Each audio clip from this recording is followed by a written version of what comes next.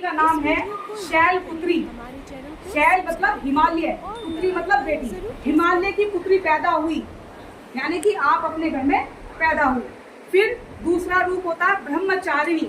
क्या होता है? ब्रह्मचारिणी। ब्रह्म का मतलब होता है शिक्षा दीक्षा, चारण मतलब जाना, यानी कि शिक्षा दीक्षा का जाने वाले, यानी कि आपका रूप जो आप किस स्थिति में है। तीसरा रूप होता है माता रानी का चंद्रघंटा, यानी कि आपने जो ज्ञान लिया उस ज्ञान से आप अपने समाज में क्या प्रकाश कर पा रही हैं, आप उसको कह रहे हैं। चंद्र मतलब चंद्रमा और घंटा मतलब प्रकाश और ध्वनि दोनों का मिश्रण, चंद्र घंटा, यानी कि आपने अपने ज्ञान से समाज को क्या दिया। फिर तीनों में चौथा क्या रूप है? पुष्ण मांडा। पुष्ण मांडा मतलब पुष्ण का मतलब होता है कोशिकाओं से बना, मांडा मतलब मांड, आंड, आंड, आंड मतलब अंडा, यानी कि एक स्त्री यानी कि एक लड़की। आप पढ़ लिख करके ऐसी एज में आ गई हैं कि अब आपको शादी के योग्य माना जा रहा है, विवाह के योग्य माना जा रहा है, यानी कि आप माता और पत्नी बनने के स्तर पर है। तो पुष्ण मांडा चार हुई। पांचवी माता का नाम है स्कंद माता, यानी कि प्रवृत्त हो गई एक माता के रूप में, आप अब एक माँ बन चुकी हैं। स्कंद माता क्लियर हुआ, उन्होंने अपना निर्वहन किया माता के रूप में। फिर आता है रूप कात्यायनी।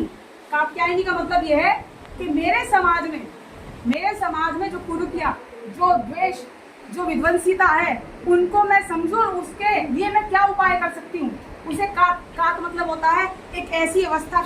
जो रुई को आपने सुना होगा, पुराने जमाने में काटते थे, काटना, रुई से काटते थे और वो मजबूत तागा बनता था, उसी से दरिया बनती थी, घर के बिछोने बनते थे, कपड़े बनते थे। तो कात यानी कि मजबूत स्थिति बनाई है औरत ने। औरत अपना अपने समाज में जो दोष द्वेष है उनसे लड़ाई कर रही है। कितने रूप हो गए? 6। अब 7वां कालरात्रि, यानी कि जब कोमलता और सौम्यता से कुर्तियां द्वेष नहीं दूर हुए तो माता को क्रोध आया, यानी कि आप भी जब गुस्से में होती हैं तो आपका रूप का क्या कहते हैं? चंडाल, है ना। काल रात्रि उसी का रूप है जो द्वेष को मिटाने के लिए किसमें आ गई है? क्रोध में। तो 7 रूप हो गए। 8वां रूप सिद्धिदात्री, यानी कि जब शांत हो गया था, कुरीतियां समाज से कम हो गई हैं, उनका द्वेष भाव कम हो गया है, तब माता रानी ने अपना शांत रूप, यानी कि कौन सा रूप? आपकी माता का रूप ले लिया है कि अब आप ठीक है, मेरे आसपास की बेटियां सुरक्षित हैं, मेरे घर के आसपास का माहौल अच्छा है। वो होता है क्या? सिद्धिदात्री। एट लास्ट है 9th रूप महागौरी, यानी कि आपकी दादी का रूप, जो अनुभवों के बाद अपनी बातों से और अपने प्रकाश से, अपने ज्ञान से आपको सिखा रही है कि आप अपने किस तरह से आप चलें। तो ये हुए ना सारे औरतों के रूप। पहली बच्ची से लेकर के अपने प्रौढ़ और अपनी वृद्धावस्था तक आने में एक औरत जितने भी रूपों को प्रवृत्त करती है, ये वही है। इसीलिए माननीय मुख्यमंत्री जी हमेशा नव दुर्गा में इसका संचालन और संचालन करते हैं। समझ में आया?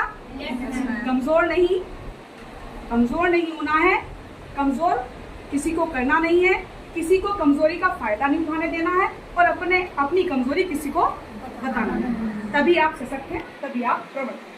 जय हिंद, जय भारत।